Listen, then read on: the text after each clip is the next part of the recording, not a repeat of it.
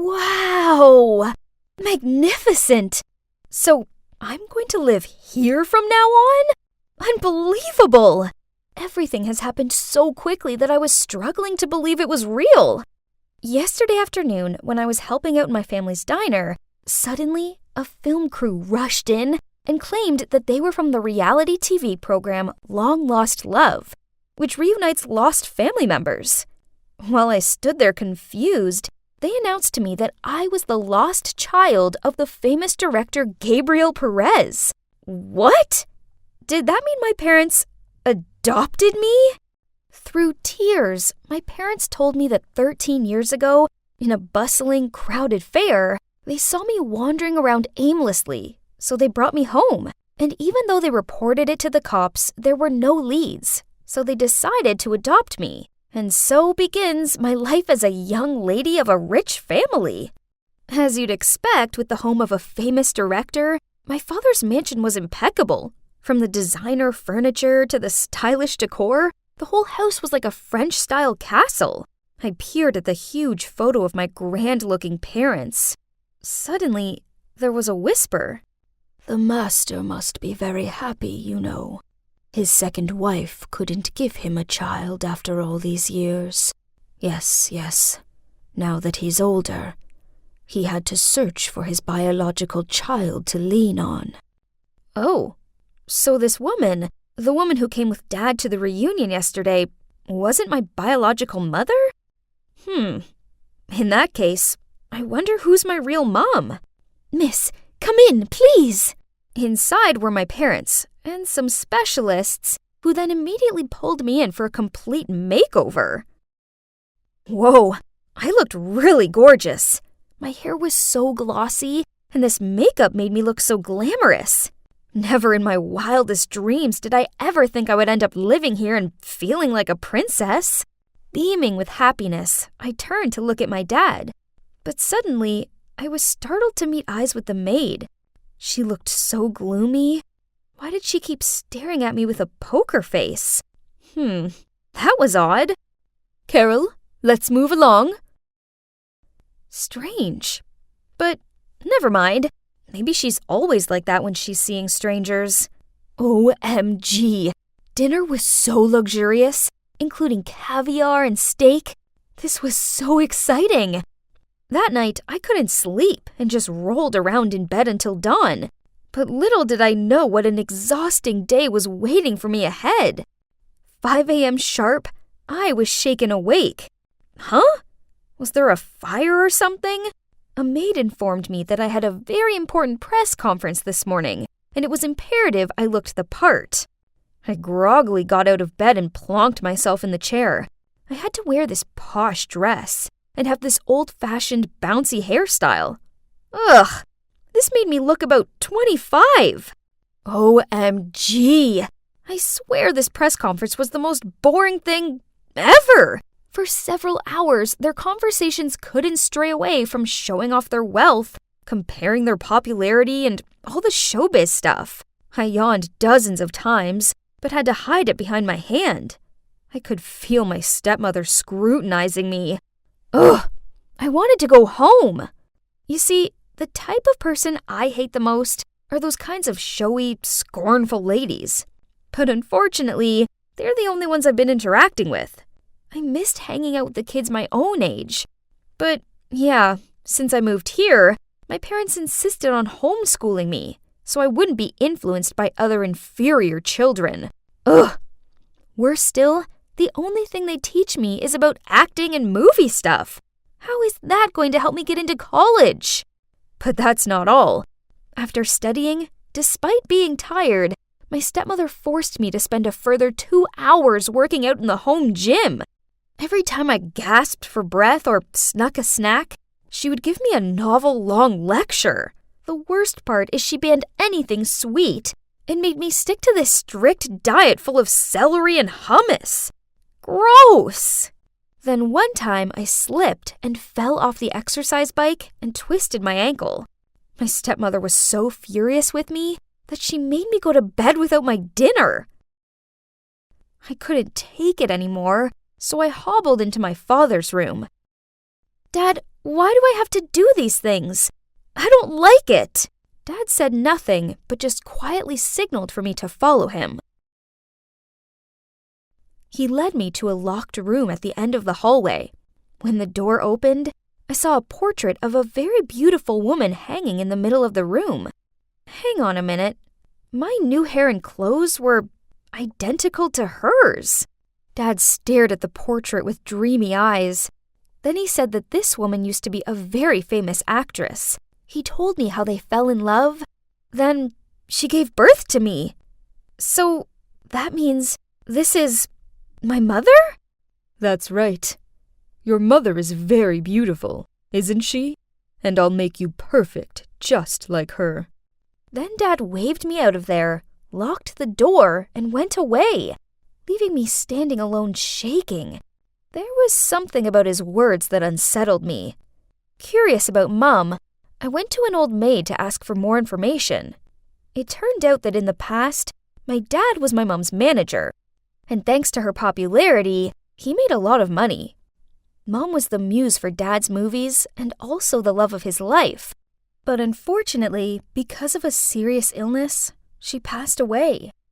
That was a huge trauma for Dad, and he seemed to lose himself.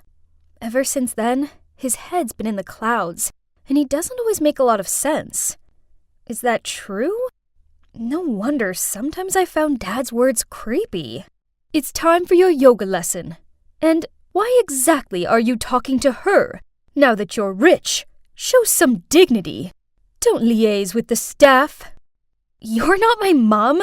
You can't control me. How dare you? I'm only showing you kindness because your father asked me to. A silly little girl like you means nothing to me. You're so mean. It's no surprise why. You know, my mother is 100 times prettier than you. That's why Dad wants to make me like her. You! Sooner or later, you'll end up like my poor daughter. Just enjoy the calm before the storm. Huh? What did she say? What daughter? Didn't people say she had no children? Then, a few days later, as I was walking down the hallway, feeling exhausted because my current diet plan only included 2 apples a day, I heard the maids whispering to each other. Look, she won't be able to hold out. It won't last long. Her looks are fading. It's not long now. Then she'll end up like the previous one. What previous one? I went over to ask, but on seeing me, they immediately made up some excuses to flee the scene. Suddenly, someone leaned into my ear and said, "Try not to lose your looks, or else." Huh? I turned and saw that it was that strange maid, Carol. As I watched her walk off, I wondered what she meant by that. Obviously, she doesn't like me, but why? Honestly, there are so many confusing things about this family. Everything is so far from normal, it may as well be on its own planet. They're hiding something from me. I just need to figure out what. One day, while Dad and Patricia went away for an event, I snuck into their bedroom and looked around for the key to the secret room. Result! It was hidden in an old jewelry box. And whoa! This place was full of photos and DVDs and stuff. I found an album labeled Happy Family, and there were so many photos of Dad and Patricia with a pretty little baby girl. There was one photo of that baby girl turned 10. Written on the back of it was 12/15/2014. Happy birthday, our pretty sweetheart. Stay beautiful, Carol.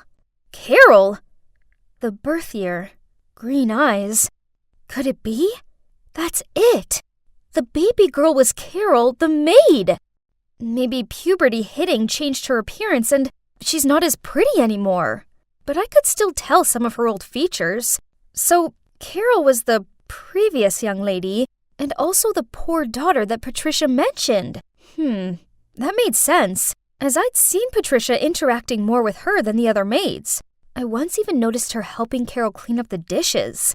I was still overwhelmed with the secret I just found out when I looked through the window and saw Dad's car pull up in the driveway. Panicked, I took that photo and ran out of there. I had to leave this place, or else I'd turn into another Carol. I kept on running, But then I bumped straight into Patricia. Oh no. Please let me go. I don't want to live like this any longer. Please. Patricia snatched the photo from my hand, then took my wrist and dragged me along. Let me go! Get in the car. Where do you want to go? To my adoptive parents' house. On our way, Patricia told me everything. She was once a famous actress who met, then fell for Gabriel.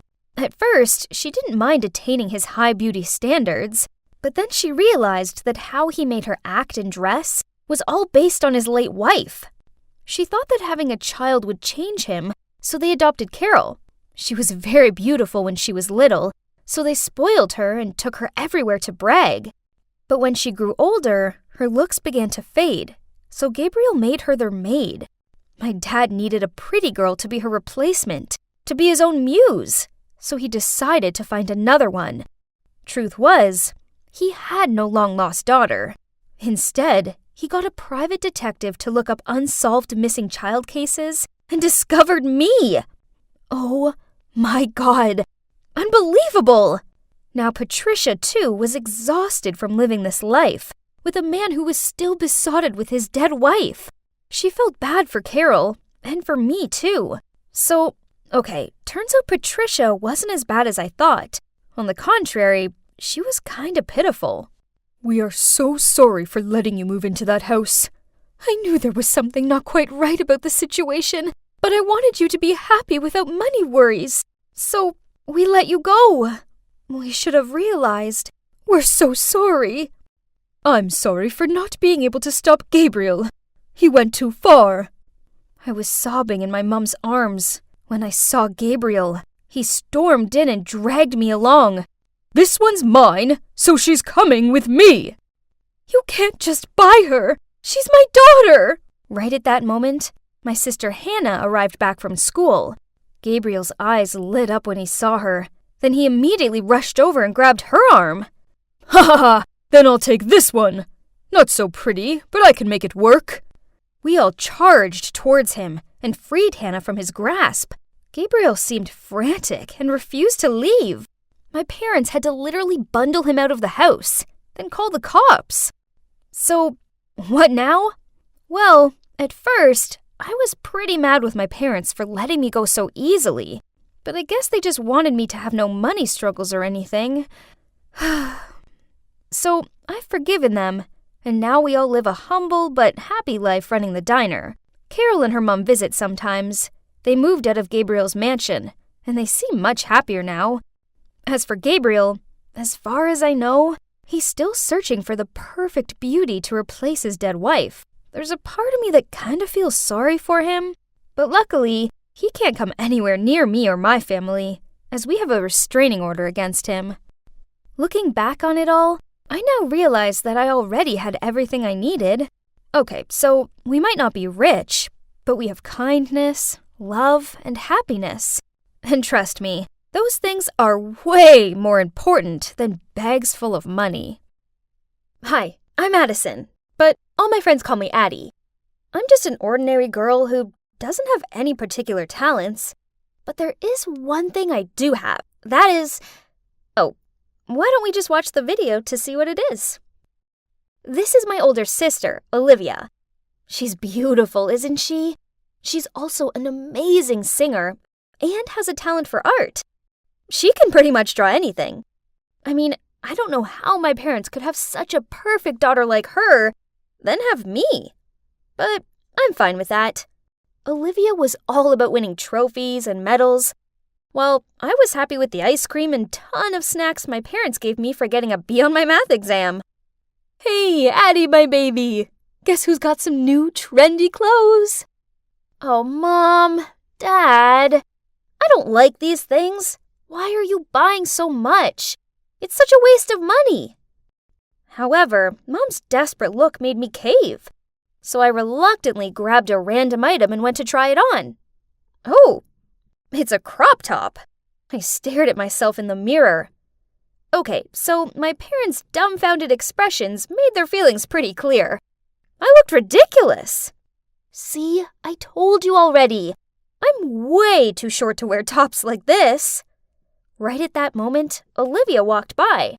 I immediately ran over to her. I think you should have this top. It'll bring out your nice figure. You'll look so cute in it.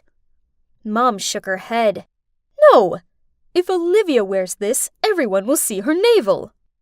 Isn't that the point of crop tops? Then Dad chimed in. Anyway, Liv, where are you off to in such a hurry? It's not that nonsense model club again, is it? Speaking of clubs, is the school dance club still recruiting? You should join. You'll get in for sure. My sister rolled her eyes, then left, slamming the door behind her. I loved my sister, but she just seems to find me annoying. She was like the ice queen, always shutting me out. She never allows me to borrow her clothes or to touch her stuff. And if I ever try to go into her room, she freaks out. It's not that she's mean as such, but she tends to act like I don't even exist. It's okay. I mean, I'm kinda used to it. I live my own life and she lives hers. So that's why when I got my first cell phone and started to use social networks, I didn't try to search for her profiles, though I knew she was on all those platforms. That evening, my mom asked me to go upstairs to call Olivia for dinner. No answer. So I began pushing the door open. She suddenly appeared from the bathroom and yelled, "Hey, what are you doing? You know you're not allowed in my room." I knocked, but you didn't answer. Mom says it's dinner time. She hissed at me and shooed me away. Ugh! Why did she have to treat me like I was some pest? The way she was so weird about her room was annoying. Maybe she was hiding something in there? Nah, probably I was just overthinking this. Olivia was always like this. Life went on, and my sister, well, she continued to distance herself from me.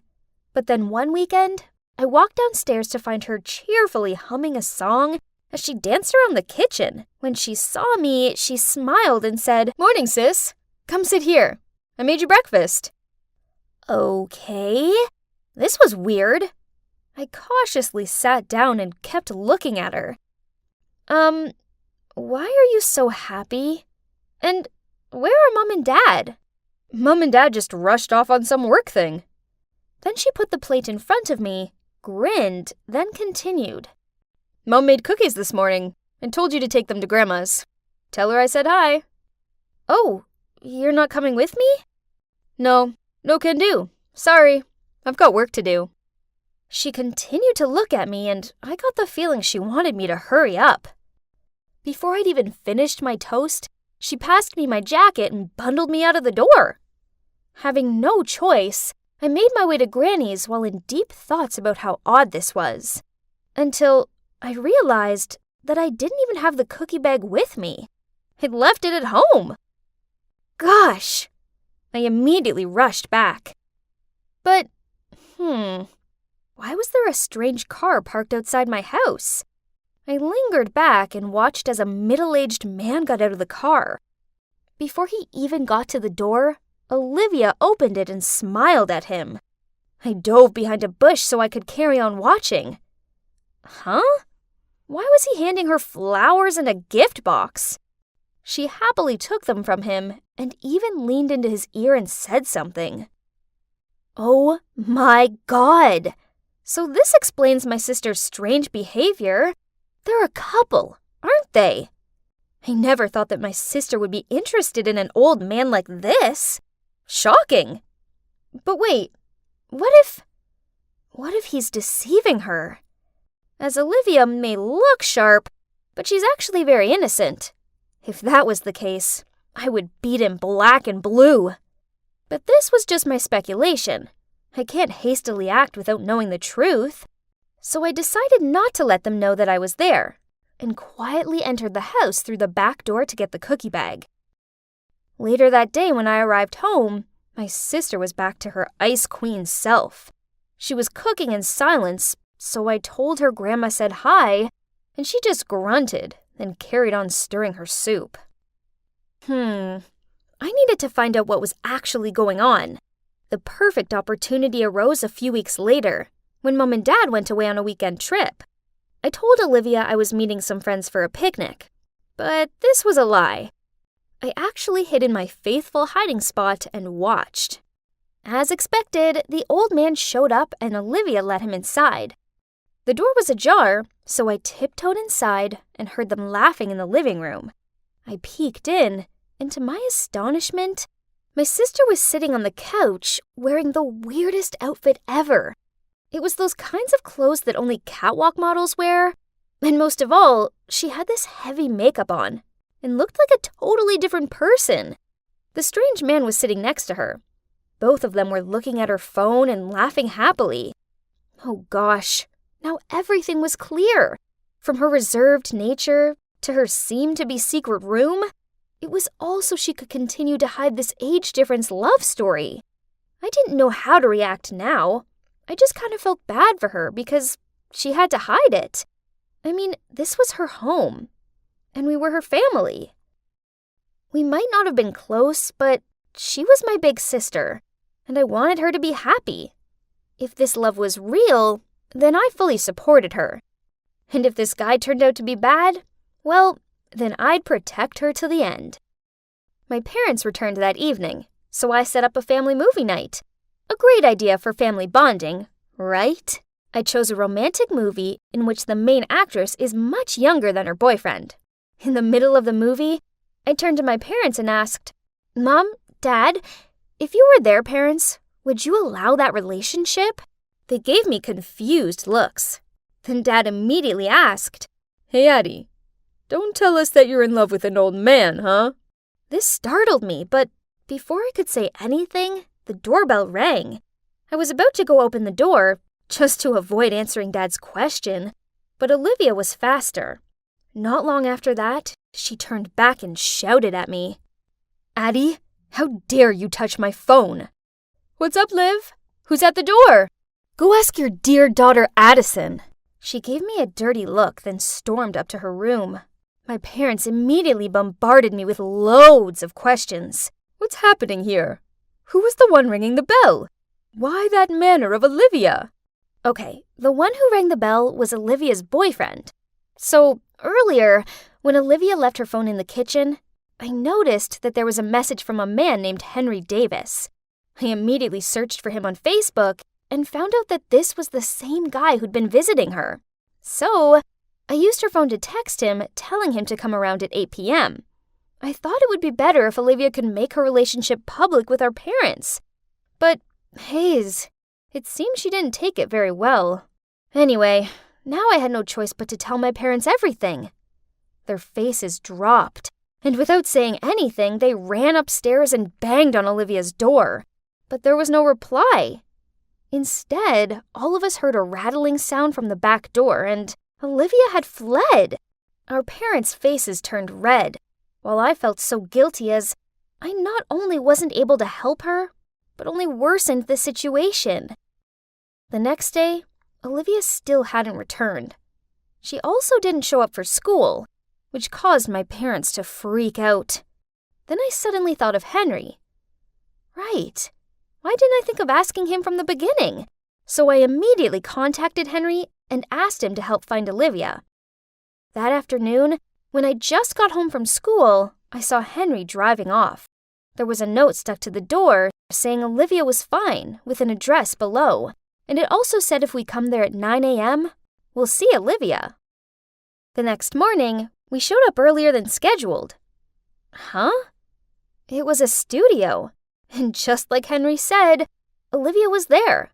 She looked so glamorous and was so busy prepping for a photo shoot that she didn't seem to notice us. Henry welcomed us and started explaining everything that made my parents, as well as me, speechless.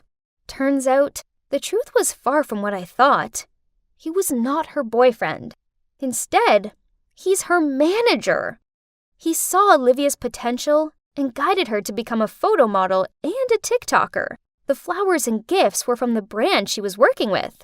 And the other day, she wore that outfit and makeup for a TikTok video. After the shoot was over, we walked over to her. But she took one look at us and ran away. I managed to catch up with her, then said, "Sis, Why didn't you just tell us the truth?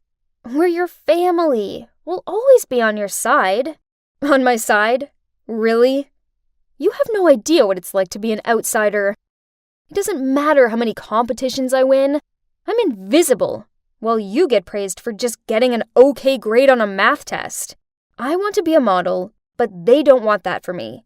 They want me to be miserable. I'd rather leave that house to do what I love. I was dumbfounded, and so were Mom and Dad, who by this point had caught up with us and heard everything she'd just said. Dad hugged Olivia, then in an emotional voice said, Olivia, it's not that we forbid you from doing what you want. We were just worried for you. We just know that this industry can be complicated, and we don't want you to get hurt. That's right. And it's not true that we love Addie more than you. You just excel at everything, and we just didn't want Addie to feel insecure. We're really sorry, Olivia. We all love you. Oh no, Mom, don't worry. I never felt that way. Actually, I've always admired Olivia, and it made me sad when she ignored me. Olivia burst out crying, and our whole family hugged each other tightly. Sorry to interrupt, but you must have had some idea about Olivia being an internet star already, right? I mean, it's easy to tell from her social networks. I shyly said, I don't follow any of her accounts. I thought she just wanted me out of her way. Henry then patted my head and showed us Olivia's social media accounts. And wow, she had millions of views and followers. We all watched some of her TikTok videos together, and she totally rocked it. Seeing how much this meant to her, my parents came round to the idea of her being a model, and they even thanked Henry for helping her. Then Olivia came closer to me. Hey, Addie. I'm sorry for being so cold in the past. Turns out, you love me so much and will support me regardless. At least now if I really fall in love with an old man, I don't have to worry, right? Then everyone laughed. Oh, even though my plan didn't, go exactly as intended, I still call it a success, because it all ended out great in the end. You thought it was all finished, huh? Nope, not yet. There's one more thing I want to show you guys. That night, for the first time, Olivia let me go inside her room. Wow, it was like a mini studio with expensive flashlights, a ring light, and a camera. And her clothes and makeup collection were super impressive. Oh, do you remember what I said at the beginning of the video about being an ordinary girl? Well, that hasn't changed. But now I can confidently say that there is one thing I do have, and that's an awesome big sister who loves me unconditionally.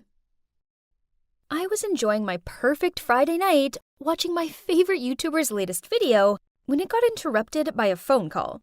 Tessa, the cops arrested me! Dress as my mom and come bail me out!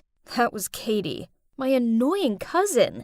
She's the biggest troublemaker I know, which is why my aunt sent her to live at my house, in hopes that we could help change her attitude. Poof! So now I have to sneak into Mom's closet and borrow some of her clothes. How do I apply makeup to look older? Ugh, that'll have to do. So, officer, what trouble's she in this time? She vandalized a car. Not me, Mom. Blame the dumb car that got in my way. Jeez, if I were really Katie's mom, I would let her rot in jail until she came to her senses. I was about to lead Katie out of there when a boy grinned at me and said, Madam, can you bail me out too? Sorry, but no.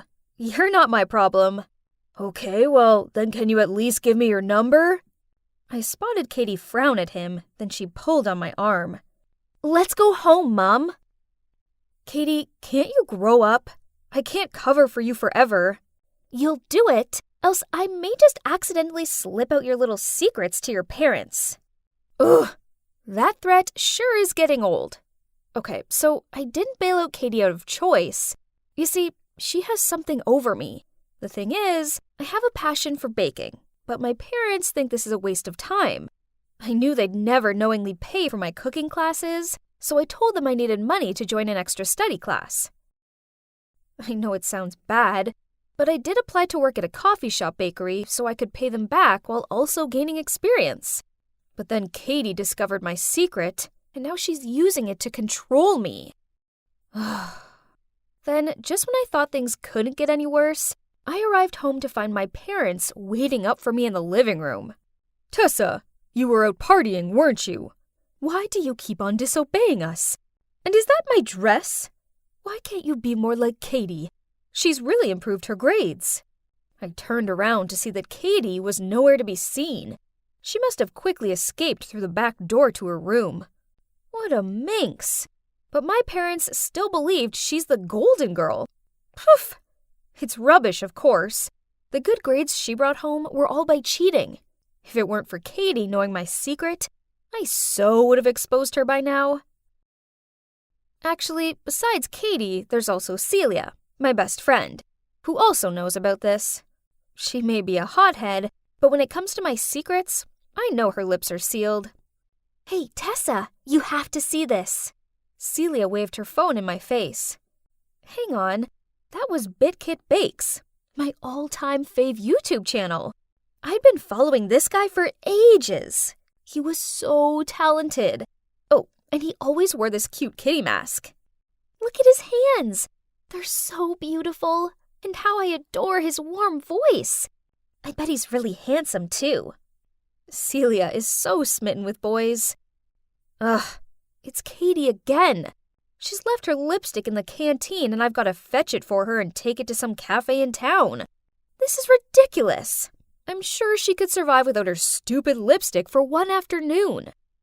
I walked into the cafe and spotted Katie sitting with two boys. Wasn't that the boy from the cop station? Turns out he's called Max, and he's Katie's new boyfriend.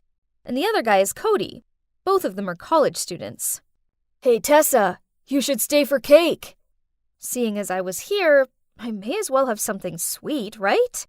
So I ignored Katie's eye rolls in my direction and joined them. The waiter brought some chocolate fudge cake over and, yum, it sure looked good. I took a forkful of it and, something wasn't quite right. This cake could use some salted caramel. Poof! A cake needs to keep its original flavor. If you add that to it, it'll be far too sweet.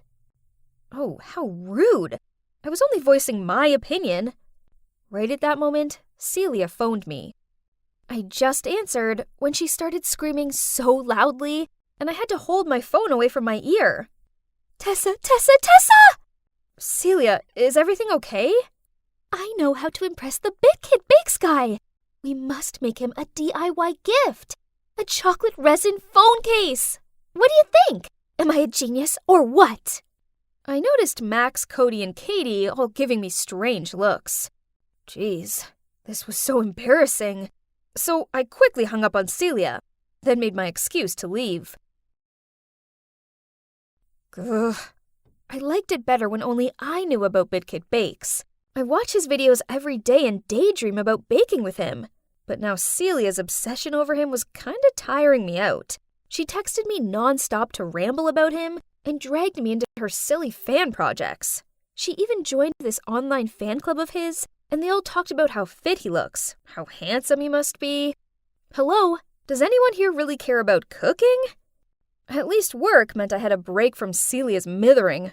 Ugh, what was he doing here? He bought 2 cups of coffee, then asked to borrow my phone because his was out of battery. I reluctantly handed over my precious phone, but then I heard a ringtone. Max excitedly took his ringing phone out of his pocket and said, "So now I have your phone number, cute girl." What? The cheek of him! I'm his girlfriend's cousin. Has he no shame? I gave him a dumbfounded look, but he just smiled, handed back my phone, and winked at me. "I saved my number in your phone. Give me a call." Then he left. He'd just reached the door when I snapped out of my daze. The phone case. Our chocolate phone case. Why did he have it? It's one of a kind, and we've already sent it to BitKit Bakes. Didn't we? I was about to run after him to clear this up when Katie appeared. "Max, why did it take you so long to buy coffee?" Then she stormed over to the counter as soon as she spotted me. Stay away from my boyfriend, or your secret goes parent public, okay? Katie glared at me and dragged Max away. Even though they were leaving, I could still hear her voice. Don't talk to that girl. I don't like her. Huh? What on earth? Who wants her boyfriend anyway? How irritating. One evening, I was lying on the couch and thinking about whether Max could really be BitKit Bakes when Celia excitedly ran over. I have our mysterious idol's phone number! Oh no, here we go again. Celia was way too excitable sometimes. So a secret source that's in the fandom sent it to me. I wonder if this is his real number. You really believe that's BitKit's number? Let's just give it a try. We have nothing to lose. It would be a lie to say I wasn't any tiny bit curious. So I entered the phone number, and as soon as I pressed the call, Max's name appeared on the screen. Huh? What's this? I quickly hung up and turned to tell Celia that it was just a fake number. If Max is really our idol, then I don't want Celia getting muddled up with my crazy cousin's love life. Celia just shrugged and said, "It's okay. I'll find another way." Then she did that sticking tongue-out concentration face of hers as she fiddled around on her phone. The next day, I got home from my shift feeling a little worn out, but Celia still wouldn't give me a break. She came right over and dragged me out somewhere. "Where are we going?" I asked, but Celia just kept silent. Then we stopped in front of a small white house. At that point, Celia said, "My source says this is BitKit Bake's home. We're about to meet the most amazing guy ever." Before I could react, Celia ran to ring the doorbell. And as soon as the door opened, standing in front of us were Max and Katie. "Tessa, why are you here?" "You know him?" This is Max, Katie's boyfriend. We were on our way to a friend's party, but it seems like we have the wrong house. Sorry for bothering you." Then I hurriedly pulled Celia's hand to leave. But Max stopped us. "Oh yeah? Then you must have come to the right house. We're having a party, so join us." I quickly waved my hand to refuse, but Celia immediately said, "That would be great." And then, ignoring Katie's death stares, pulled me inside. So turns out Max lives here with Cody and this guy called Trevor. I'll find out which of these three boys is our idol. Wait for it. Celia made up some excuse about loving their decor and wanting to see the rest of it for inspiration. Trevor, who seemed to like her, jumped at the opportunity to show her around. Meanwhile, I wandered into the kitchen to try and solve the BitKit Bakes mystery myself. Max was in there making himself an egg sandwich, but, oh my god, had he never touched a whisk before? He's so clumsy. I don't think there would be much of the egg left in the bowl after he's done whisking. The kitchen counter was full of food for the party, so I decided to give them a hand. Let's see. I spotted a bowl of cookie mixture, which looked like it could use some special ingredient, so I reached for the jar of sugar. And as expected, a hand stopped me. But, Cody? What are you doing? You use brown sugar for cookies, not white. You don't want to end up with a load of air pockets, do you? Yes, of course I knew that. And I also knew BitKit had once said those exact words in one of his previous clips. So, the anonymous idol is Cody? But Max's phone case was the one we sent to our idol, and the idol's phone number that Celia found was also Max's. This was so confusing, and I needed answers, so I asked Max to go outside with me. "You aren't BitKit Bakes, right? Why do you have that phone case?" "Oh, so you figured it out? Yeah, I know you sent it to Cody, so I intercepted it. I'm also the anonymous fan who gave Celia this address. It's fate, baby. You and me are meant to be together." Then he lunged towards me with outstretched arms. Oh my god, did he have tentacle arms or something? I couldn't escape from his grip. Then who should appear but, yep, Katie. She charged over, then pushed me, falling to the ground. Cody appeared and tried to stop the fight, but Katie's flailing arms knocked into him and caused his wrist to brush against the hot barbecue grill. I quickly went to check on Cody, but Katie just screamed out, "I hate you!" then ran off with a shameless Max in hot pursuit. We then went to Cody's room to get the first aid box. Hang on, I recognize that mask. Don't worry, I'll keep your secret. But maybe this arm shouldn't be on screen for a while. Celia has, the best detective sense. Yeah, I guess. I'm thinking maybe a cute girl like you should wear the cat mask for the next few videos. What do you think? Are you sure? Your fans might speculate that the girl would have some kind of special relationship with you. Gosh, what am I saying? Wake up, Tessa! I should go. Right, there's something important waiting for me to handle at home. What a messy day! I couldn't carry on being under Katie's control any longer. I needed to confess all to my parents before she told them. Only, when I walked through the door, I heard these weird sounds coming from the living room. It was Katie bawling her eyes out on the couch. I ignored her and was about to go upstairs, but suddenly, she ran over to me and hugged me. Tessa, I'm so sorry for pushing you. I never meant for anyone to get hurt. I just really love Max, and it breaks my heart knowing he's such a womanizer. It's okay, but you seriously deserve way better than that jerk. So Katie and I made up, and she also promised that she wouldn't blab my secret to my parents. But I want to tell them the truth. I mean, I can't lie to them forever, right? And when they see how much baking means to me, they'll support me, right? Hey guys, so I entered a baking contest and invited my parents along. And guess what? I won the Best Newcomer prize. Eek!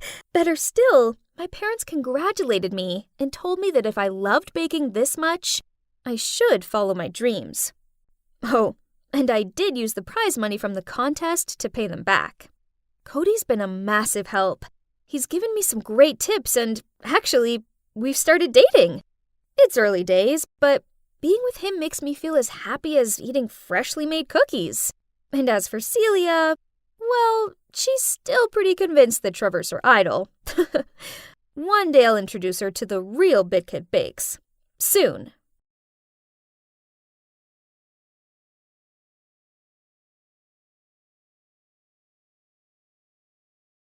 I was rushing to finish homework when suddenly a screeching shout startled me. Julia, why did you hide the letter Ben sent me? What? You've lost your mind, Katie. I already gave it to you. And didn't you say this guy was too ordinary for you? Why are you such a liar? This Ben guy tried calming her down, but it was too late. Everyone around us was already whispering. Ugh, I was not to blame for this. Guess what? That girl putting on the poor me act is my sister, Katie. We once were really close, but suddenly, boom, she changed. Now all she does is pick a fight with me. Oh, thank God. Here are my people. My dance club friends. Only dancing could help liven up my mood right now. We were happily chatting on the way to practice when suddenly, Julia, where are you going? Get back to class right now. Finals week is coming.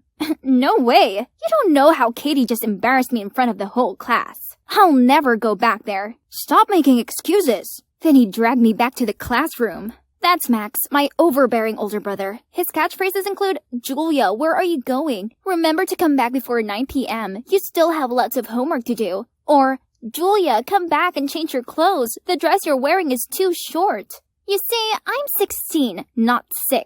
Why does he keep treating me like a child? Worse still, this semester, he decided to move to my school to be able to watch my every step or something. Ugh, it's unbearable. After school, I came home exhausted, but unfortunately, this awful day was not over yet. Dad was there waiting for me, my report card in hand. Julia, there's not even a single B on here. Those dumb equations just wouldn't stick to my head. Dad, I've tried. Tried, you say? So it has nothing to do with you skipping school to go dancing, huh? Oh no, in her hand were a bunch of pictures of me practicing. Okay then, it's about time I let my parents know about my passion anyway. I think I want to pursue something else, which is dance. No, Julia, studying is the only way. I don't care what you do, as long as your grades improve. Please learn from your brother and sister. Study, study, study, study all the time! I angrily stormed upstairs and slammed shut my door. Then I heard my mom's voice whispering outside. Never mention dancing again, Julia. Give it up. That silly hobby won't do you any good. What does she know? She isn't even my actual mom. Yes, they're just mine and Max's adoptive parents. I bet if my actual mom and dad were still alive, they'd understand and not forbid me from following my dreams. But life is too cruel, as our parents died 10 years ago in a traffic accident. Then Max and I were in an orphanage until we were adopted and came to live here with our adoptive parents, a biology professor, a housewife, and their daughter, Katie. After a restless night of overthinking, the next morning I trudged through the schoolyard like a zombie. Suddenly, a tall figure crashed into me. Ouch! The guy apologized profusely. Then he told me he hadn't been paying attention as he was too engrossed in a cool video. Oh, this is our club's dance video I posted yesterday. We immediately started chatting. So, his name is Daniel. He's a new transfer student here, but already a big fan of our club. We were watching another video together when his phone screen popped up a message. Hey, are you free tomorrow night? Katie? Oh, that's definitely my sister Katie. Why does she have to appear everywhere? Anyway, after I parted ways with Daniel, I excitedly ran to the practice room to tell my friends about our new hardcore fan. I waved at them, but they just ignored me. Weird. Hey guys, what's wrong? Don't you know? Julia, yesterday your mom called everyone asking to disband the club. Your mom even blamed me for being a bad influence and distracting you from studying. So please, stay away from us from now on. What? My mom said that? How did she even know their numbers? You're welcome, Pumpkin. I've helped you introduce your dear friends to Mom. They seem to get along really well, don't they? Katie? Again? Why am I even surprised? I stumped after her. Then from afar, I spotted Daniel waving at her as they passed by each other, and she immediately turned on her flirty mode. I suddenly thought up a great idea. Well, just wait and see, my beloved sister. When Katie walked off, I quickly ran over to chat with Daniel, and it didn't take long for me to lure him into my trap. My friends are all going on about the new Jurassic World movie. Have you seen it? I want to watch it too, but I have no one to go with. Is that so? Actually, I was planning on seeing that movie this weekend. Let's go together. Bingo! The fish has taken the bait. Katie, you took away the one thing I love the most, and now watch me do the same to you. That Saturday night, I happily went to the cinema in a pretty dress. No sign of Daniel yet, so I got to my seat first. But, Julia, what on earth are you doing here? Oh, Katie, the prey even showed up by herself. Nice. She immediately jumped on me, accusing me of stalking and ruining her date. We argued loudly until a member of staff kicked us out. A few days later, Daniel and I met at a cafe he chose. But right away, I saw Katie at the next table. Again. She seemed to be waiting for someone. I walked over to her. You're so persistent on being a third wheel. She was so angry but couldn't say anything. I went back to the table and sat with Daniel. Huh? What? There's ketchup all over my dress! That does it! So I lunged at her and we started brawling. And here we are, at the cop station, waiting to be bailed out. As soon as Mom arrived, Katie put on her waterworks hat and sobbed about how I was trying to steal away the love of her life. I couldn't be around either of them anymore, so I left with Daniel. We weren't far from the cop station when Max rushed out from nowhere. Stay away from my sister! And why would I? Then my brother punched Daniel in the face. What are you doing? It's Katie. She's the one who keeps messing with us. No, Julia. Katie is just a victim. Stop seeing this guy. Great. Now even Max was defending Katie. I helped Daniel up and left with him despite Max's calls from behind. The next day, I was putting things in my locker when I saw Max and Katie passing by, looking real close. They were whispering something to each other, as if his real sister was her, not me. Fine then, if that meant I would stop being supervised. Katie still wouldn't leave me alone though. There were countless times she squeezed between me and Daniel, laughing with him as if I didn't exist. Another time, when we were about to kiss, she jumped out of nowhere, gave Daniel a concert ticket, then the two of them left together. So annoying. Honestly, it's no longer about taking revenge on Katie anymore. I do feel happy when I'm with Daniel. He seemed to want to be with me too, but why didn't he just reject Katie? But at least it was me he invited to the prom this Friday, not her. That night, I excitedly put on my prom dress, curled my hair, did my nails.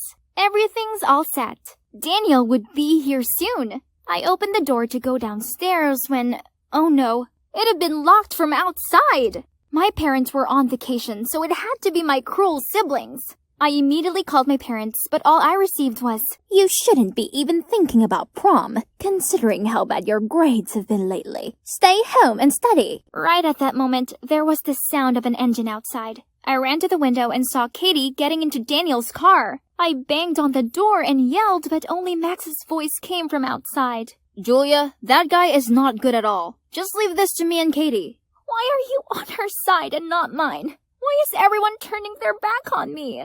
I felt like such an outsider in this family, so from then on, I did my best to ignore them all. I passed without a word as Max and Katie gathered around our parents after their trip. Then I stayed silently in my room, ignoring Max's call outside the door. I also tried ignoring Daniel, but he continued calling me. "I think you've got the wrong number. I'm not Katie." "Huh? Julia, what's wrong with you?" Let's see. You left me alone and went to prom with Katie? "Oh, that? I already saw Katie waiting as I arrived. She said you'd already left for prom with your friends. I looked for you everywhere. I was thinking about you the whole party." Gosh, Katie is taking things too far. Even my poor Daniel has to put up with her stupid tricks. "Baby, what should I do to make you feel better? How about a road trip? Let's spend this weekend together, just us two." Honestly, all I need is Daniel's sweet voice to make my anger go away. I'd love that. I'm so sick and tired of being in this nightmare house. Being alone with Daniel felt amazing. After 2 hours of driving, we pulled up at a gas station to take a break, and he told me to pick anything I wanted. "This trip is on me. I have to make it up for my princess, don't I?" Oh, how did I get such a wonderful boyfriend? I stuffed my face with snacks as I waited for Daniel to return from the restroom. What's taking him so long? Just as I was going to step outside to look for him, the cashier stopped me. "I'm sorry, miss. You haven't paid for those. Also, your friend left you this." Then he gave me a bunch of papers. One of them was a note saying, "Surprise! Take this as your first life lesson, honey. Don't be so gullible. If you're wondering why you deserve all this, go ask your lovely brother Max. Dan." I stared down at the other papers. Receipts! This came to hundreds. He'd grab all these random things, including 5 boxes of Mountain Dew. Is this for real? How could this guy be the guy I was deeply in love with just seconds ago? I was on the verge of breaking down. But first, I still had this huge bill to pay. Oh God, where do I get the money for all this? Should I call my family for help? No way. I could already hear Max scolding, then my parents nagging, and Katie's scornful look. And so I begged the store owner to let me work here to pay back the bill. It's not so bad. At least I wouldn't have to go home. But only, I kept on messing up. I clogged the slushy machine so the floor was covered in sugared ice. I knocked over the sunglasses stand while cleaning and constantly counted change incorrectly. It was a disaster. Maybe if I'd pay more attention in math, it wouldn't be this bad. I tried everything, but all I did was create more trouble instead of paying back the money. Eventually, they kicked me out. And now all I can do is sit at this abandoned bus stop, not knowing where to go or who to find. Thinking about my life with my family before made me tear up. If only... Suddenly, a familiar car stopped in front of me. "Dad!" "Julia, here you are. Everyone's been frantically searching for you. I'm so glad you're okay. Why did you scare us like this?" "I'm sorry, Dad. Dancing is my only passion, but I knew you wouldn't accept it." "No, Julia. I'd never stop you pursuing what you love. I used to think you were just making up excuses for being lazy." Right at that moment, another car pulled over. It was Max, my mom, and even Katie. "What on earth are you doing? If you keep acting like this, Mom and Dad will kick us out." "Max, why would you think such a thing?" Max let go of me, then hesitantly said, "I know you take education very seriously, so I always try my best at school. Julia and I are just adopted, so..." "Actually, I'm adopted too. I've overheard this once from Mom and Dad. So ever since then, I was scared they'd love Julia more than me and throw me out." "Oh, my baby, it's true. We adopted all 3 of you. This doesn't change a thing. You're our children and we love you all, and only wish for you to care and look out for each other." Whoa, this was all too much to take in. My emotions were all over the place and I didn't know whether to smile or cry. Secrets only make us misunderstand one another, so from now on, we won't hide anything, okay? On that note, I'm sorry, honey. Let me tell you all this one last secret that I've been keeping to myself all these years. It turned out that my adoptive mom was mine and Max's biological dad's ex. After our parents died, she offered to take us in. Our adoptive dad didn't know the story behind that, and he only knew about an ex of my adoptive mom who was a pro dancer. Mom was so afraid Dad would find out about me and my brother's true identity and be angry, so she tried her best to hide my dance talent. But she never expected her husband to be this generous and understanding. So, all problems were resolved and family peace was restored. Oh boy, I miss home so much. But now is not the time to go back. Us three siblings had one more important task: expose Daniel. Can you believe that Daniel turned out to be my brother's best friend from his old school? Daniel misunderstood my brother's friendship for love, so when Max rejected him, he felt like a fool and started causing problems for Max. That's why Max transferred schools, but Daniel followed him there. Knowing Max loved his two sisters very much, he deliberately approached us both and played tricks to make us resent each other. After that time at the police station, Max told Katie about this and worked up a plan to expose Daniel. We found Daniel's current partner and invited him to meet them at a diner. Then we told him everything his boyfriend had done. Needless to say, he was so angry he finished with Daniel and exposed his true face to the whole school. Facing a barrage of criticism, Daniel was scared and apologized to the three of us and promised to make up for it. Well, now that I have a happy family, I can freely pursue my dance passion. What else do I need? Just looking at Daniel being subservient is enough to satisfy me. Wow, this Florida beach resort was the epitome of luxury. Hi, I'm Dakota, the beloved and only daughter of Hardy Balmer, the world-renowned wine billionaire. But I don't know why. We have this huge fortune and Dad still makes me study and always rushes me to get a job. Well, no way that's gonna happen. So for now, let's just enjoy this gorgeous place and this finest wine, shall we? FYI, there isn't a wine brand in the world I haven't tasted. I can distinguish them all easily with just one sip. Chardonnay versus Riesling? Piece of cake. Let's see if there's anything interesting going on in the world. Wait, what is this? There must be some mistake. How can Daddy be bankrupt? I called him repeatedly, but all I got was the busy signal. Something's wrong. I rushed to the private helicopter to return to our mansion. What's happening? Why are those men carrying away our valuable furniture? Then Nanny Maria ran out to me in tears. She told me Daddy had disappeared and all he'd left behind was this wooden box. I rummaged through it, but only found some old notebooks and a certificate of ownership for a farm winery. Oh well, Dad may be bankrupt, but at least I still had this vineyard to live off. Let's go check out my newly acquired assets then. This place looks huge. I wonder how much money it made a month. I looked around and then wandered into an enormous wine cellar. Curious, I touched some wine barrels when suddenly someone's voice snapped at me. Stay away from them. Who are you? I'll have you know that I own this place, so I'll do whatever I want. Have you lost your mind? Get out, now! He suddenly grabbed my wrist and dragged me outside. I furiously screamed and people started to gather around. Listen up, my name is Dakota, Hardy Balmer's daughter, and from now on, I'm in charge around here. I showed them the certificate of ownership as proof, but they didn't seem to care. Only an old-looking man came to shake my hand. Welcome, Miss Balmer. I'm Jack, your father's long-standing companion. Come inside. My son James will show you around in a bit. Okay, finally, someone showed some manners. Oh, I miss hanging out with my friends. I should have been at Fashion Week right now, not here in this lousy farm. Get up, couch potato. We have a vineyard to visit. Ugh, it's that rude guy again. It's too hot outside now. No way I'm making my way out there. So I shooed him away and continued staring at my phone. James then threw the stupid map of the winery at me and left. Thank God, he finally left me alone.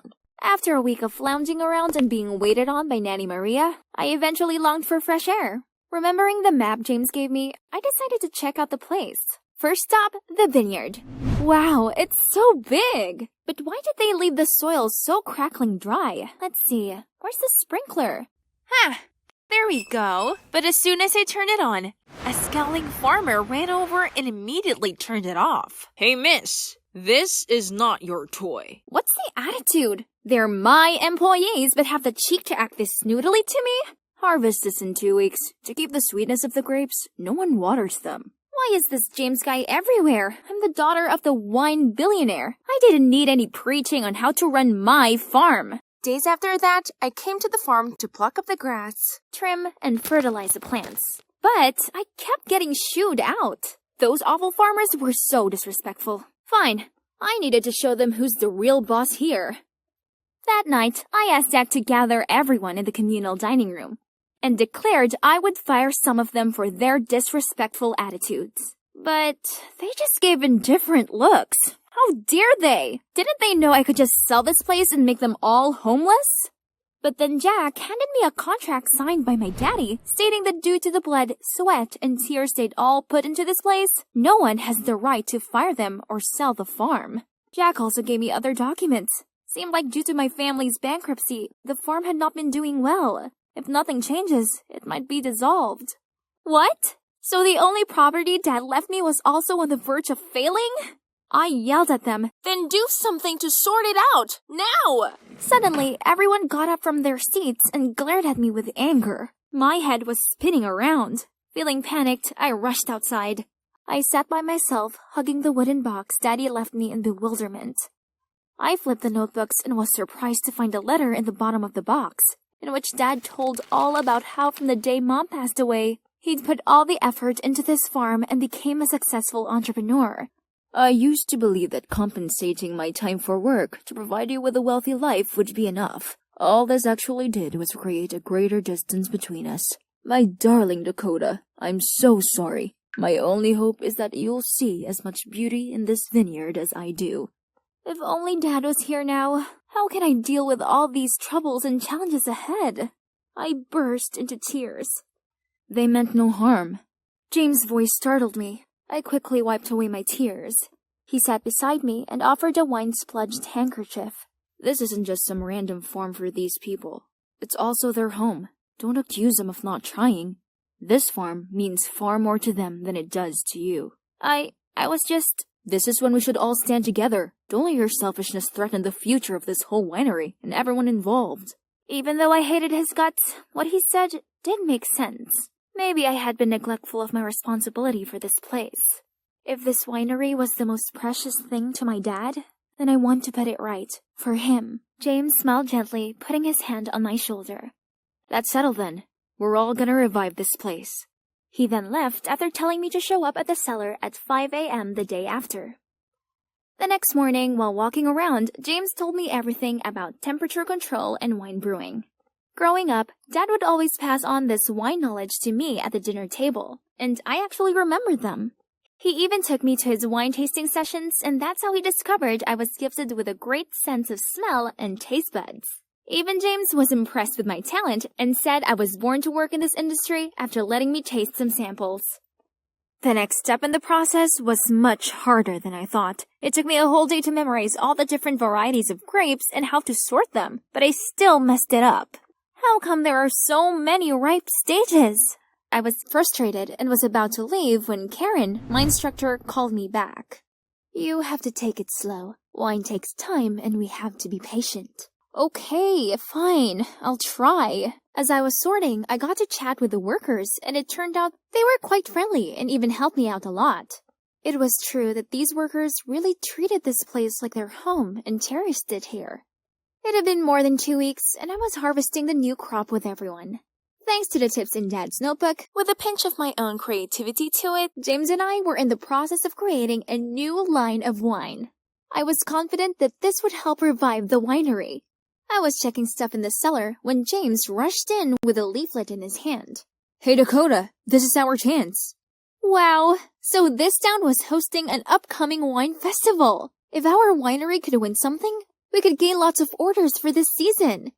The next morning, I prepared all the documents to register for the King of Wine contest. While waiting for the interview, I strolled through the showroom and tasted the previous winning wines. Wow, they all have unique tastes. Since I had my eyes closed to appreciate the wine layers, I bumped into a handsome guy and accidentally spilled red wine on his shirt. Oh, I'm sorry. No biggie, it's just a small stain. Oh my, he was such a gentleman, which made me feel even more guilty. I was about to ask for his contact so I could make it up for him later when the organizer called me for the interview. My eyes were just looking away from him for a sec, and he'd already gone. Anyway, it was a blessing the interview went well, and our winery was eligible for the contest. I decided to treat myself to a coffee before heading back. But at the counter, I realized I didn't have any money on me. Oh no. I forgot my wallet. I'll pay for that. Wait, it's him, the guy I spilled the wine on. Turns out he's Danny, and he might be young, but he's in fact a skilled wine critic who even held the position of vice president of the city's wine association. More surprisingly, he's a fan of my dad's and adores the wines he created. After chatting with him, I came back to the farm to tell everyone the good news. They were all very excited and started preparing for the competition right away. 2 weeks before the competition, the organizing committee sent over a few people to do some preliminary assessments. And guess what? Danny was also here, being a part of the inspection team. So, after the inspection, I invited Danny to stay and share some knowledge about wine brewing. And fortunately, he's free for a few days and was pleased to stick around. Yay! I excitedly told James the great news, but he responded with no interest. That's not exactly good news. Why? Oh, I see. You're jealous of him, aren't you? What? Me? Jealous? What does he even have for me to be envious about? Well, he's handsome and also exceedingly knowledgeable about wine. And people seem to like him. Wait, where are you going? I haven't finished. Whatever, no one needs him, as we have Danny here now, such a charming gentleman. For the next 2 days, Danny kept trying to make time for me. Yes, just the two of us. Gosh, he's so romantic. I could spend hours with him. Dakota, you're the most special girl I've ever met. Hey, dinner time. Ugh, another would-be perfect moment ruined by James. He seemed to go out of his way to come between us. He sat in between us in the dining room, saying it was his favorite seat. Then, he followed us into the vineyard and said he was checking the quality of the grapes at 11 p.m. For real? Such a third wheel, and he's so cranky toward Danny. Hello, the guy's trying to help us here, so why the grumpy attitude? Later that night, I was passing by the kitchen when I overheard James and his dad. Should we start now? Definitely. The big day is coming up, or else we won't make it. Dakota is busy being all lovey-dovey with that jerk. She doesn't need to know this. What? Are they planning something behind my back? And then, something absolutely horrible happened the next day. When Danny and I arrived at the cellar to pick up the competition wine, we stepped into a sauna. What is this? Why is the wine cellar so hot? Someone must have tampered with the room temperature. I rushed to check the wine. Oh no, the heat had removed the last 2 notes and made it too sour. I fell to the ground and started sobbing. Danny tried to comfort me. He told me not to worry as he'd introduced some big clients to me, then he had to leave to prepare for the upcoming competition. I looked at the barrels in sorrow, but then remembered something. My dad also set the heat too high once and found a way to filter and ferment it again to tone down the sour flavor. I'm sure it's somewhere in the notes he left.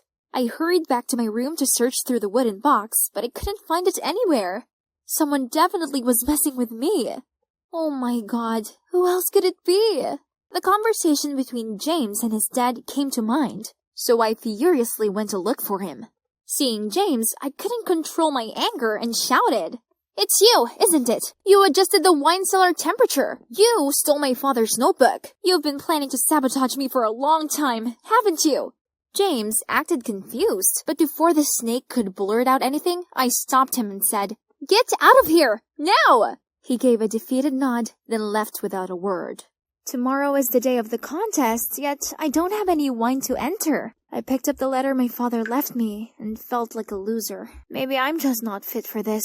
Right at this moment, James pushed the door open. "Dakota, look! I told you to leave!" Ignoring my words, James calmly poured a glass of wine and told me to try it.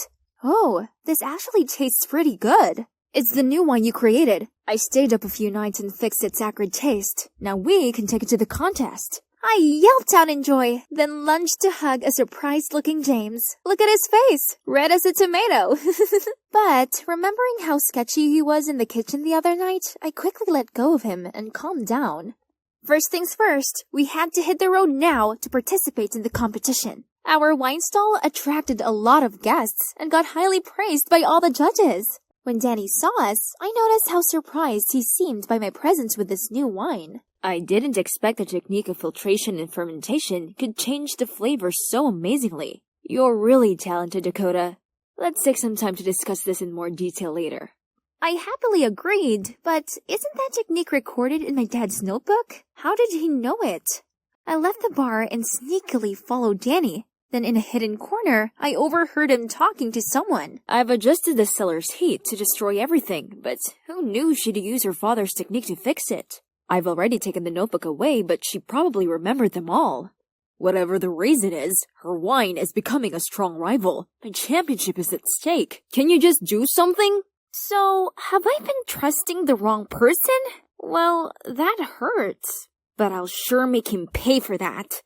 I quickly submitted the recording to the judges, and immediately there was an announcement to pause, and the wines were regraded by blind tasting to be fair. And you know what? The new wine I created won the third prize. Okay, so the prize money wasn't as grand, but it'd help us get a decent amount of orders for the next year's crop. I happily went to the podium to accept the award and almost fainted on stage because the awarder was no one other than my dad. I hugged him and sobbed uncontrollably. It turned out that my father was not bankrupt. He just donated all his assets to charity. His plan to pretend bankruptcy was just to help me become more independent and walk on my own feet. It's unbelievable, but I'm not mad at him for it. On the contrary, I feel very fortunate that my father did that to give me a chance to grow up. As for Danny, he was kicked out of the City Wine Association.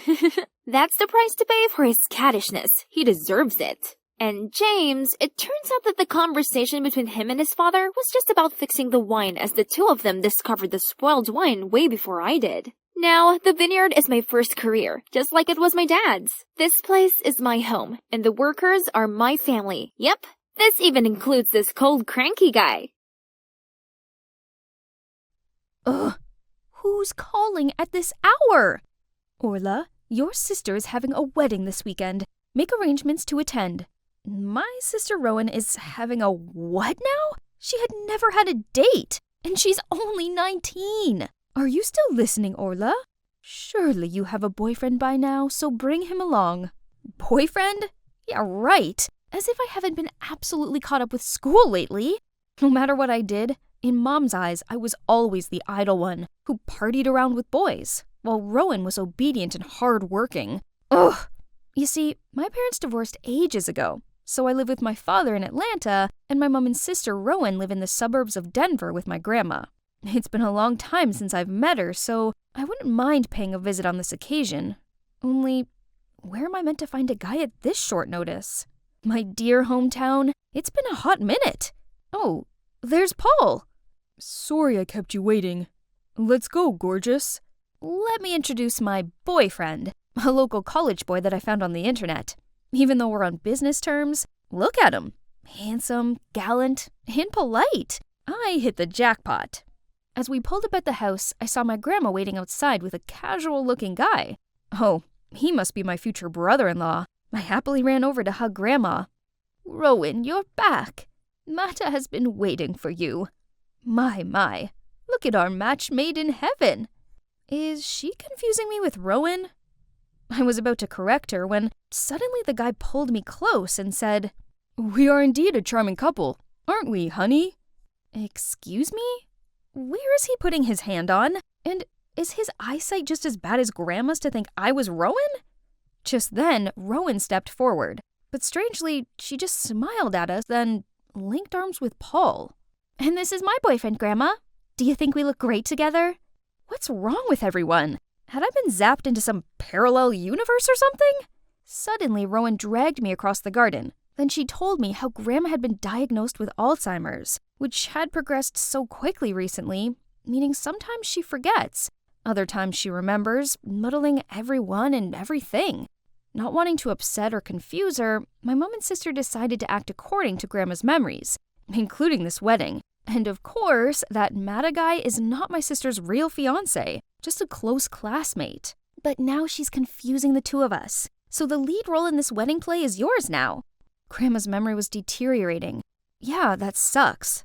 But was a fake wedding necessary? Also, the thought of pairing up with that rude Maida guy sickened me. No way!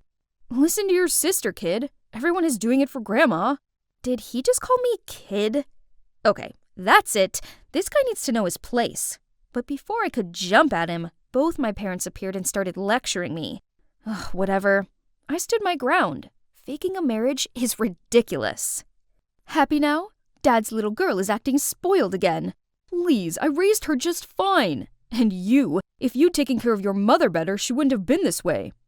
Not again. They only see each other once every couple of years, but the bickering always followed almost instantly. What's going on? You two have never been at odds. What's wrong? At the sight of Grandma, Mom and Dad suddenly took a 180. A moment ago, they were screaming each other's heads off, but now they're being all smiley, lovey-dovey. How ridiculous.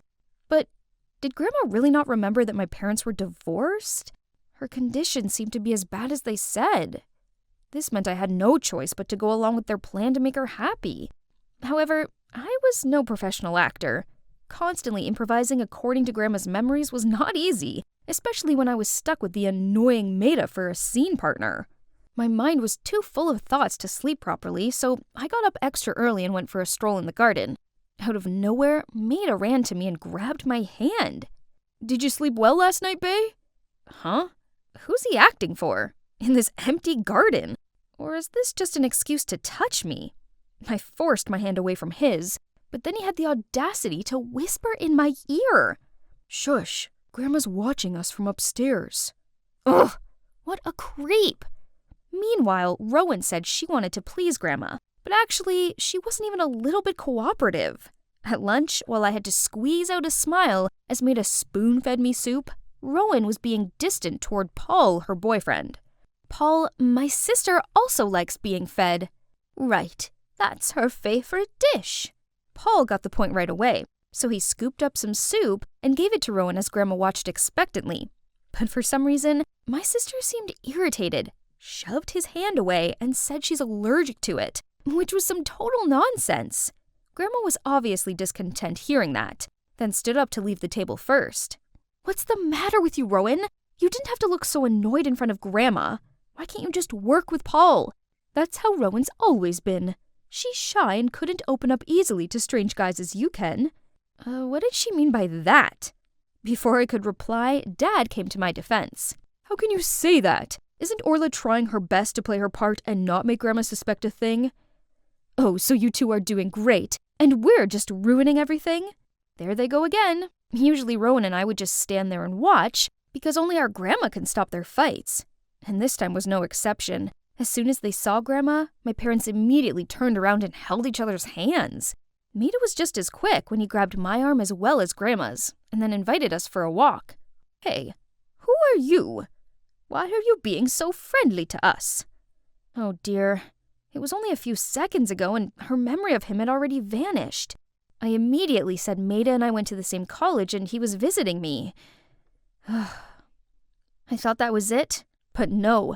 Speaking of college, she immediately asked why we were home when we should be at school. The whole family froze at her reaction. My parents carefully mentioned the wedding to see if she remembered anything, but she snapped. How can you talk about marriage when my 2 grandchildren are still of school age? Have you two lost your mind? So, the next morning, I had to go to the university with Rowan. But the cherry on top was riding this tiny pink bicycle together per Grandma's order. This was embarrassing, but how can we refuse? She only recalled the old memories. So I wandered around here all day waiting for Maida and Rowan to finish their classes. Suddenly, I spotted Paul with some girls. Hey, what are you doing here? Oh, Orla, I'm just giving directions to these freshmen. Actually, I'm waiting to pick up your sister. Wow, Paul seems to have a real crush on Rowan. I have to help my timid as a hare sister seize the opportunity. I took Paul to the lecture hall just as class was wrapping up, then pushed Rowan towards him wished them a happy outing, and quickly pulled Maida away to give the couple some space. Finally, I could go home. But just as we reached the college gate, we saw Dad helping Grandma come this way. Seeing my face turn pale, Dad immediately explained that Grandma thought today was my first day of college, so she insisted on coming to pick us up. Jeez, it was bad enough coming here on a tiny pink bike. I drew the line at my dad and Grandma picking me up. I wasn't a preschooler. I was assigned to tidy the football field. It's my turn on duty today. Don't wait for me. Oh, is that so? Take your time. I'll look around for a while. I looked at Maida, hoping he had some idea to get me out of this, but he just grinned and took the broom from me. Come on, let's clean up this place. I was only gonna fake cleaning a bit, but turns out Grandma's the most meticulous supervisor ever. Orla, there's some trash over there. Look closely, honey, there are dry leaves in the corner. Then, you have to wipe these stains with a wet cloth. As soon as she went away, I lay on the field, panting with exhaustion. Aren't you tired? Oh man, I'm already drained out. Can't imagine how bad it's gonna get for me at Grandma's age. Poor her. It's scary how one day we might forget our family. Birth, aging, sickness, death, these are things we can't change. Orla, but one thing we could do is cherishing every moment with our loved ones, as these times are special. I was so wrong when initially I considered Maida as an impolite, annoying person. His deep thoughts made me feel comfortable enough to pour my heart out about my family. Why my parents divorced, why I didn't visit Grandma as much as I should have, and all the fights with my sister Rowan. We talked loads, and it felt like we've known each other forever. That night I kept tossing and turning, and couldn't stop thinking about how Maida diligently helped me clean up, about our conversation in the afternoon, and the way he helped me stand up. Oh, what's wrong with me? It's undeniable that this side of him is so attractive. But there's one problem. When we were leaving, he said to me, "See you tomorrow, Rowan." Yes, Rowan. How could he? Was it because all these acts in front of my grandma got him mixed up? Or is it because she's always on his mind? Never mind. It's none of my business. The next day I was sick of strolling around the campus, so I went to class with Rowan and Maida. Rowan's right. They seemed really close. During the lesson, both of them listened attentively to the lecturer, then turned to discuss with each other. Maida also patiently explained the part Rowan didn't understand to her. Hey, what are we gonna have for lunch? What's good in the canteen? You will take this course next year too, so focus. And then they got back to their discussion, as if I was invisible. Ugh, how frustrating. Hey, are you jealous? Don't be, we're just friends. Why did she say that? Jealous? That's absurd. Still sulking? How about we go to the cinema tonight? I'll help you too. And here we are. As planned, I would sit next to Maida while Rowan would be with Paul. Sounds good. But when Rowan was about to settle next to Paul, Maida immediately took that seat. So he didn't want to sit next to me, or he didn't want Rowan to be with Paul? Either way, he obviously didn't have feelings for me. As soon as the movie ended, I rushed out of there, just to catch some familiar sight of Grandma and Dad again. She started nagging and insisted on escorting me home. Why are you still out here at this hour, Rowan? There was a lot to prepare for the wedding. Now the wedding's back on? Oh dear, you two. A groom-to-be shouldn't be playing around like this. Paul? Why don't you pair me with Maida like before, Grandma? After all, we were back to our former partners. I'm with Paul and Maida with Rowan. Well, it's just a fake wedding, so it doesn't matter who I was marrying to, right? But what was this uneasy feeling? And then, it's like Grandma had telepathy to hear my wish. Right before the ceremony started, her memory suddenly reset. What are you doing sitting here? It's time. Get up there. She dragged Maida to the altar and told the best man, Paul, to step aside. Oh, how cute. And everything after that was like a dream. I walked down the aisle. Maida gently looked at me and sincerely made the vow. His acting was flawless, while I was buzzing with nerves. Sensing this, he gently held my hands to calm me down. I do. The crowd burst into applause, and among them I spotted Grandma's joyful face. Despite the exciting moment, I didn't let myself forget another important mission, which was helping my big sister to get a boyfriend. So I threw the bouquet to Rowan and winked at Paul. But weirdly, she didn't seem happy about this. That evening, after all the guests left, I went to look for Maida. To be honest, I really wanted to know if he felt the same as me. Here he was, but why did he look so agitated? I was about to call him when out of the blue he bolted to punch Paul repeatedly. You jerk, stay away from Rowan, got it? What's going on? They're fighting because of Rowan? So Maida really was pretending at the ceremony? He liked Rowan, not me. Didn't you say you're just friends with Maida? What's all this? Friends don't get jealous when someone else is flirting with you. Orla, it's not what you think. Knew it. She thought she could fool me again. I turned around and was about to chase after Paul to check on him, but someone's hand grabbed mine. It was Maida. Paul is not as kind as you think he is. Turned out the reason why Rowan was awkward around Paul was because he always tried to touch her. Not to mention girls on social media were calling him out for taking advantage of them and cheating on them. Both Maida and Rowan knew it all, but they tried to put up with it through the wedding. However, he kept crossing the line, so today Maida decided to teach him a lesson. So how I acted at the movies that day and just now was to protect my friend, not because I'm jealous. I didn't know he did so much for my family. Orla, how come you're here? Isn't it still the school year? And also, your parents are so weird. When did they make up with each other? Oh, she called me by my name. She even questioned who Maida was. Her memory seems to be perfectly back. Thinking our grandma had recovered, Rowan quickly called our parents. We were over the moon thinking a miracle had happened. But then, the doctor crushed our newfound joy, saying it was a phenomenon called terminal lucidity, meaning our grandma didn't have much time left. None of us wanted to believe it, but there was nothing else we could do but make the most out of the precious little time we had left with her. I also decided to put college on hold to live with Grandma during her last days. Each morning, we would go for a walk together as I listened to her stories of the old days, and then share with her some of my fondest memories. Mom and Dad still bicker and then make up. Some things never change. But Rowan and I are getting along much better. Turns out we have more in common than we realized. And Maida, he still comes over to visit Grandma. Then one day, Maida was saying goodbye to me when Grandma suddenly shouted out loud, "Where do you think you're going? Still got loads to prepare?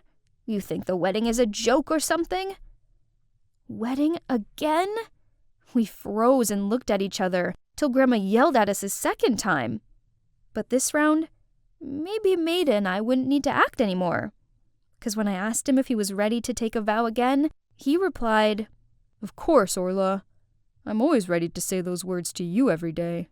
Blue sky, white clouds, golden sand. Such a perfect day for sunbathing on this luxury Hawaiian beach, while being served by Kirby, my archenemy. That brat used to tease me all the time about my old clothes and messy hair. Little did she know, I was secretly a millionaire. Earth to chlorine. Castle building all day won't fill your stomach. Finish your shift and go home.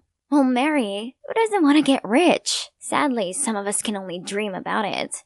If you want to be Cinderella, then go find yourself a prince. Just not Danny. He's just as poor as us. Do not underestimate my Danny. My precious heart fell for him for a reason. It's just that he doesn't seem to realize that we're destined for each other yet. But Mary was right. My dinner won't cook itself. Let's see what we can afford for tonight.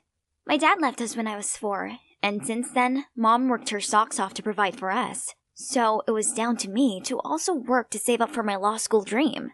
All of a sudden, groceries started raining down on me. Bottles tumbled off the shelves and broke into pieces right by my feet. Ah! Is it an earthquake? I stooped down and prayed until it stopped. Thankfully, no one was hurt, but geez, it sure left a freaking mess. Warren, the store owner, looked distraught. This place was all he had, so I helped him clean up and place anything undamaged back on the shelves. Before you leave, please take this as a token of my gratitude. I hope it brings you luck. A lottery ticket? I don't know how this game works. I'll show you. It's simple. Each ticket has a unique set of numbers. Just check the results on TV tonight and see if they match. Let me see. Your numbers are 15, 26, 14, 48, 07, 23. Hey, those are the lucky numbers that have been on my mind all day. I want that ticket. Kirby? Stop poking your nose in my business, will you? Sorry, miss, that's the last ticket today, and I already gave it to Clarine. Then I'll buy it. Here's your $2.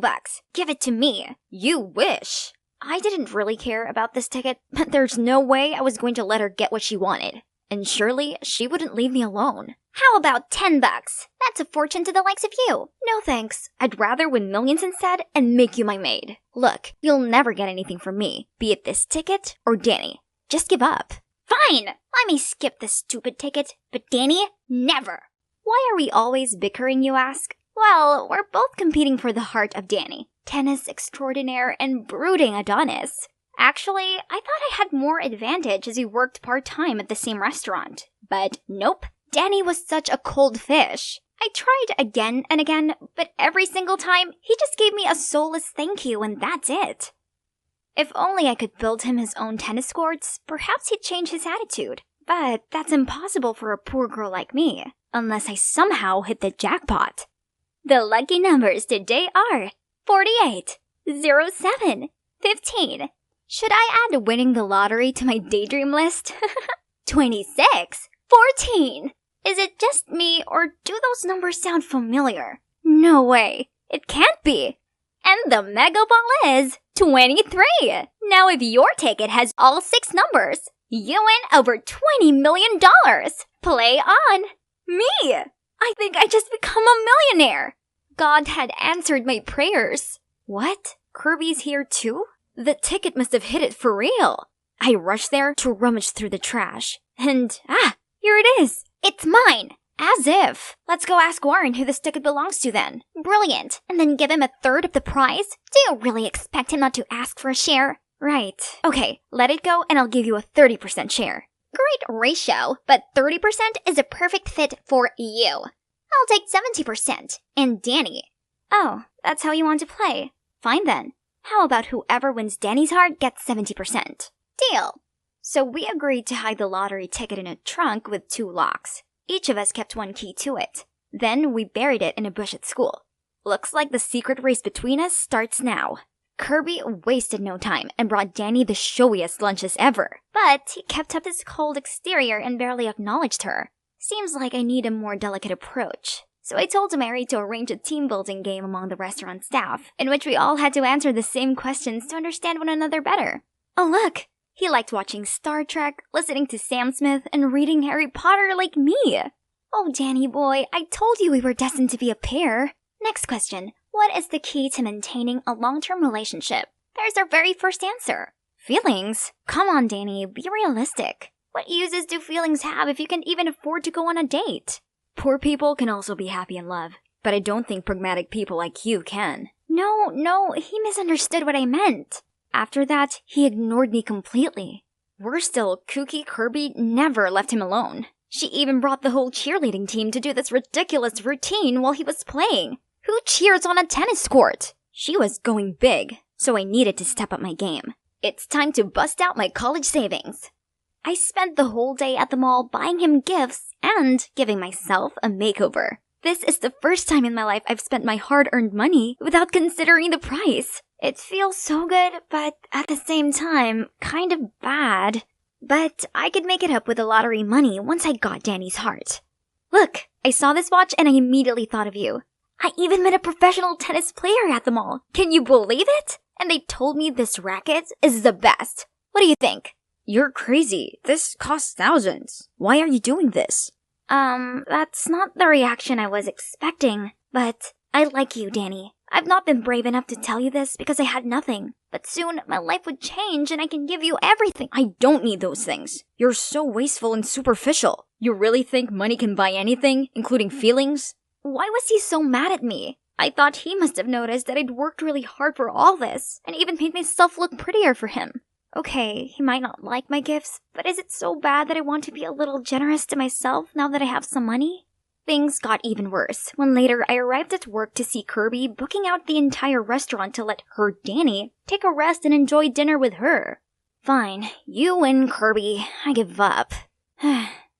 Nothing, basically nothing went the way I wanted. My luck, my money, my man. Now I'm fine with just the 30% God gave me. I'm done chasing anyone. Only my stray friends understand me. Muffin, brownie, Oreo. Wait, where's Cupcake? Looking for him?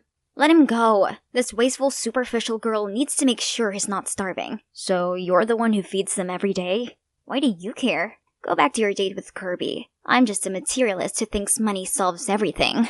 I'm sorry for how I acted earlier. It's just that, at home, I'm surrounded by people who are all about money. So I hate that way of life. Why are you talking like you come from money or something? Yeah, kinda. My parents are the presidents of Sunland Corp. What? The biggest furniture corporation in the city? Unbelievable! So why are you working part-time at a restaurant? I want to earn my own money. An independent life suits me much better. You're so silly. Why struggle if you don't have to? If I were you, my life would be so different. I'd make sure that my mom didn't need to work all the time to make ends meet. I could even go to any expensive law school I want and care for all the stray cats and dogs I find. Surprisingly, this time, Danny didn't look at me with jaded eyes like before. Instead, he just listened patiently and gave me the sweetest smile ever. But not love. That's one thing money can't buy. How about Kirby? Did any of her grand gestures impress you? I prefer the cats. Our talk has confirmed that there's still a chance for me. Kirby's only advantage over me is money, but Danny doesn't care about that anyway. Is that the new student? Seems like Danny just found a worthy opponent. He's Finn. Look how he smiles whenever his opponent catches up a point. Wait, did you just call Danny someone's opponent? Someone has a new crush. Who? Don't talk nonsense. Right then, a ball zoomed toward us. And holy moly, Finn caught it just mere inches from Kirby's face. Are you okay? She's fine. Her face always turns red. Nothing to do with the ball. Kirby was so embarrassed that she ran off. It seems our race took a turn. But then, shockingly, Finn turned to me and asked for my number? Huh? Does my charm glow this much? Everyone knew I liked Danny, but he's such a riddle. Maybe I could use Finn as my last card to make Danny jealous, and bait Kirby to give up on our deal. What a genius I am! Then, for the next few days, whenever Danny was around, I flirted with Finn, and made sure Kirby saw us. One day, I made an excuse to borrow Finn's phone, then I secretly used it to send Danny a message to stir up his jealousy. If you don't like Clarine, then let me play with this innocent girl for a bit. And Kirby also needs a kick to admit her feelings as well, right? Actually, I like you. Looking into your eyes, I know you also have feelings for me. So... And finally, I set a date for them at the tennis court tonight at 8. If Danny doesn't want me to get hurt and Kirby doesn't want to miss her true love, they'll show up. Then I covered up my tracks, blocked both our numbers, and returned his phone. Thank you so much. Are you free tonight? Come to the tennis court. I have something important to tell you. Oh god, Finn looks like he just won the Wimbledon. That night, Finn got there early and was really excited. Let's see who'll raise the curtain. Ah, it's Kirby. Oh, Finn, you had me at hello. But admitting my feelings means I lose the deal with Clarine, so... What do you mean? What deal? No, don't get me wrong. Actually, we won the lottery and made a deal to share it. Anyways, silly me. Money can't compare to you. Lottery? You two share it? Why did she even mention the money? Right when it's getting messy, Danny turned up. Bastard! Now you're two-timing? Danny, why are you here? He's just playing with you. This jerk is seeing both you and Kirby. Don't let him fool you. I think Finn is a nice guy. Plus, I've told you how I felt, but you've never seemed to like me back. So Finn told me he liked me. Clarine, I like you. More than you know. Can't you see? I've given a lot of hints. I always make excuses to go home with you. I told you that feelings are the most important thing to me. As in my feelings for you. Really? Idiot, how am I supposed to pick up those hints? So this daydreamer wasn't just imagining things? Turns out my plan actually did succeed. Kirby, it's true, I do like you. But I thought you were out of my league, so I just wanted to ask Clarine for help. Oh, how nice. Kirby, with a huge grin, then admitted I won. Then she dragged Finn away. I guess my biggest win is successfully pairing up two couples. The next morning, Kirby and I opened the trunk to get the ticket. When to our utter shock, Finn swooped in and snatched it away. While we were still processing what was going on, he ran off with our millions. But then, a shadow sent him tumbling to the ground. Danny? I saw him following you two and knew he was up to something shady. Then, Finn confessed that he transferred schools and approached me for the lottery ticket following his dad's order, who's none other than Warren. He knew it was a jackpot-winning ticket, so he set up a plan to steal it from me. I'm so sorry. My dad's a gambling addict, which left him heavily in debt, and only this ticket could save him. Oh, Finn, I believe he's not a bad person. This ticket was originally from Warren anyway, so we both agreed to give him a share to pay off his debt. Finn was moved and handed the ticket back to us. On learning this, Warren thanked us and offered to drive us to Tallahassee to claim our prize. He even carefully got me to double-check that my ticket was in my purse. But halfway there, the car suddenly broke down, so the four of us got out and gave it a push. But as we started pushing, Warren suddenly sped away, leaving all of us standing there in shock. Where's your purse, Clarine? I left it in the car.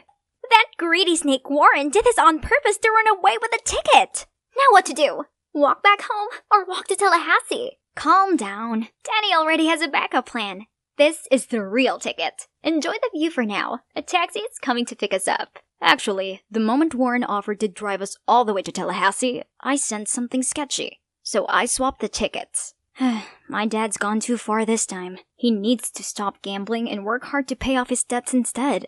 Finally, we got the cash prize. However, the four of us decided not to divide it anymore. Instead, we're building a shelter for stray animals together. Surprisingly, our project soon reached many philanthropists, and now our fund has been expanded across the US.